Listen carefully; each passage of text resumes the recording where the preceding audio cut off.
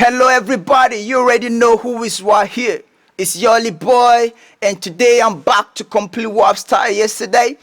We started discussing the 7 mistakes upcoming artists make when they kickstart their career. And I discussed just 4. I discussed pride, I discussed being in a rush, I discussed comparison, and I discussed lack of initiative. How some of the mistakes I see upcoming artists do, see has something they carry on. I don't know why. So before we go on, you already know it's YolyBoy from the YBM studio, and you know that I'm a producer, I'm a songwriter, and also I'm a very good rapper, very good one. Okay, let's get it moving. Without wasting much of our time, I would like to go straight to the point and say that. Okay, the 5th one I would like to talk about is that a lot of upcoming artists are over dependent on a lot of things. I got to explain. Stay cool. I got to explain. Now, what do I mean by being over dependent? Seriously, if you look at most upcoming artists now, if you ask them what you want, the first thing they got to tell you is a record deal. Few will tell you they need management. Some will tell you I need a marketer. Some will tell you I need a promoter. Now, they keep listing a lot of things but I feel like you need those things. But okay, you are in a position of which you're building your career. Now that these things are not available, what are you going to do? What are you doing? Yeah, answer me. You got a question. You got to answer me. You got a question? Yeah, I need an answer on that. Like, you're building your career, and right now you don't want to tell me you will sit back and be waiting for a manager. You sit back and be waiting for a promoter. And you be like, what do you need? I need the manager. I need the promoter. I need. The only thing you keep listening is I need. Now let me give you a clue. All these managers and record labels, whatever you call them, booking agents, they're looking up to something.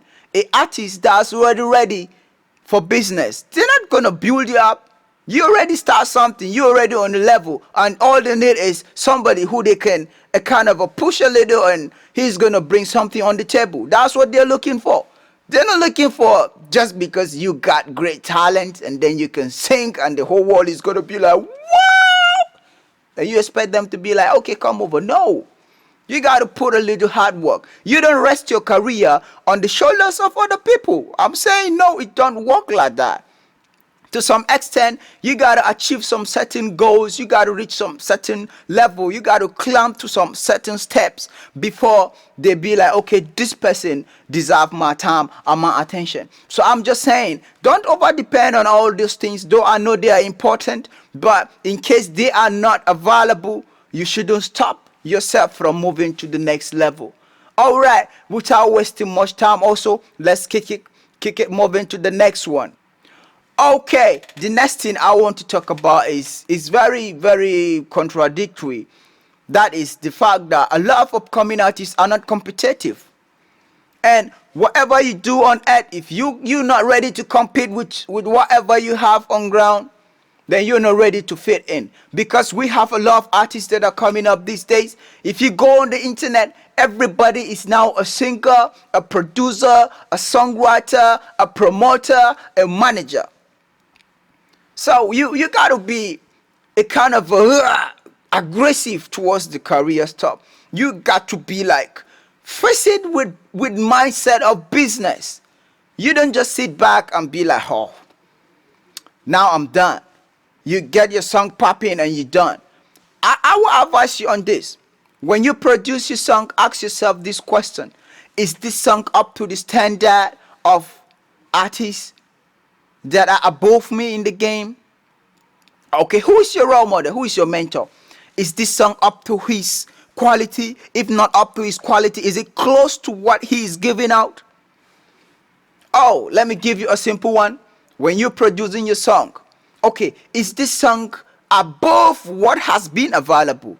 Because you have a lot of upcoming rappers around, you have a lot of upcoming artists around. You got to be better than everything available before you will be made the first option. Okay, so what I'm saying is, you should not be jealous, don't envy, but pick challenges. Whatever they say, If you are bad, you improve. If you are good, you work on it. If you are the best around, you keep pushing harder. That's what I'm saying. You don't sit back and be like, that nigga is good. And you be like, why is he good? No, I don't know why this nigga is good. What was wrong with me? No, that's not how you take it.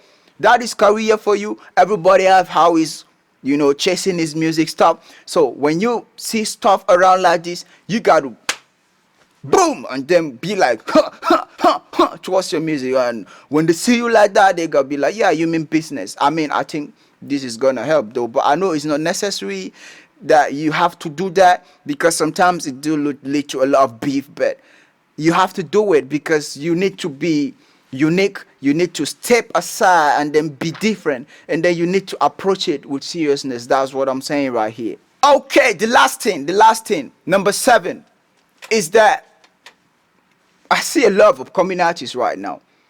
No branding, no packaging. Can I ask you a question? Let's say you have this new business that come up in town and they ain't got logo, they ain't got a website, they ain't got banners, they ain't got office. They don't have anything. They only have a business name and no Facebook account, no Twitter account, no Instagram, no stuff like that, no YouTube. In this generation, I'm not saying you should trigger around. Like for my own business, I'm not targeting all the social media at the same time. I'm going one at a time. That's my strategy. Now, if you are going on the street, or you have a friend or a partner who is running such kind of business, what are you going to tell them? No, like in this digital era and you don't have all those stuff that are listed. Are you serious?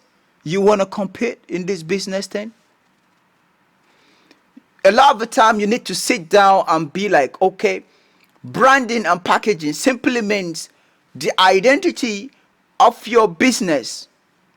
I think if we're talking about branding online, we can say it's the identity of your business online. If you're talking about offline or live, it's the identity of your business live. Now, how many upcoming artists are branding? They just be like, okay, once I got the record deal, they will do that for me. Who will notice you when you have nothing going on? Okay, I can give you an example myself. I have my logo, I have my label, we're moving on, I have my music movement, I have my artist. Like, every artist got his own target, every artist got his own goal. I kind of sit them back and this is what we're going to do for a particular moment. And when you see an artist, you're supposed to know this is an artist. But to God be the glory. You got past 100 artists and you be like, is that an artist for sure? Now, is that the kind of life you want for yourself? No, I'm just saying, a lot of the time, you need to sit back and be like, okay, what is my sound like? Okay, how am I going to look like? Okay, what is the message in my song going to be? Because right now you are in the growing stage of your career, and because you are in that stage, you have to be specific before people will notice, okay, this is what you have on ground. Now, packaging yourself on the internet, on the streets, everywhere you go, people will see you and know, yeah, that is YolyBoy speaking. When you hear the way I speak, you already know this is a boss speaking. Now, that's what I'm saying. When they hear your song, they already know, I think I once heard this artist before. That's YolyBoy is talking. Now, that's the branding stuff. Because now I can give you an example. Whenever my artist is coming on board, you hear that YBM stuff, YolyBoy music, you already know from where the artist is coming from. And you already know what the artist is doing, because you already know what the crew got. So you need to take a little time into your branding and packaging stuff. It's kind of help, because you can consider if you're giving 2 websites or two artists, or I think I'll give you a good illustration. Let's say you are a manager and you call for a job interview whereby a lot of artists are coming, a lot of people applied and they're coming for interview. Now, here comes this gentleman in a cool looking, nice, nice suit, bottled up, looking gentle with a cool smile. And he's be like, it's not that good to your taste, but when you see him the first time, you are like, that is the kind of a stuff I need, right? Now, first impression, that's what I'm saying. Now, secondly comes that person in the short rows, like you be like, what, you took your bath before coming here? Are you serious? You coming for a director, as a director of a company, and you dress like that? That's your first thought, first impression. Now, whatever that person is gonna give you is gonna be like, just do and get out of here. You smelling right now. That's what I'm saying. A lot of the time, you need to create that first impression so that whenever somebody come across your website or your Facebook page or your YouTube, he's gonna be like, wow, that's good. That's good. This person is on point.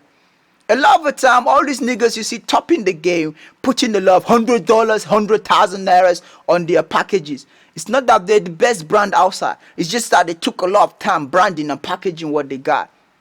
So that's what I learned, and I'm working on that too. I gotta say honestly, I'm still working on that packaging stuff. It's something that never ends. You keep growing, you keep developing, but never neglect anything that is out here. And if you don't neglect anything that's been on this list, I think and I pray that it's gonna help you out a lot.